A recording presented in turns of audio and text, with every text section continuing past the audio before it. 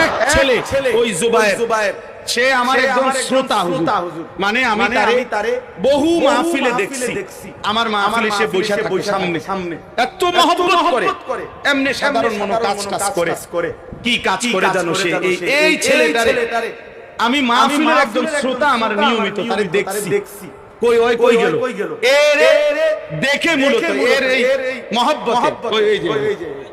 এই তুমি কি করো জুবায়ের, কি করো ডান কাটে, বসো এর মহব্বতে হুজুর এই মাহফিল দিছি আমি আর কেউ চিনি না, কেউ নেয় না, ওই নিছে মানে শুধু আমার একজন শ্রোতা সে। আমি বলছি ঠিক আছে আমি দিলাম, কিন্তু আয়েশা তো দেখি বিশাল আয়োজন, মাশাআল্লাহ। আমি মনে করছি মসজিদে এমনি কোন দোয়ার মজলিস হবে, আমি আয়েশাই আমার অনেক ভালো লাগছে, এত বুজুর্গ উলামায়ে কেরাম, এত নওজোয়ান, আল্লাহ তাআলা ইনশাআল্লাহ আমরা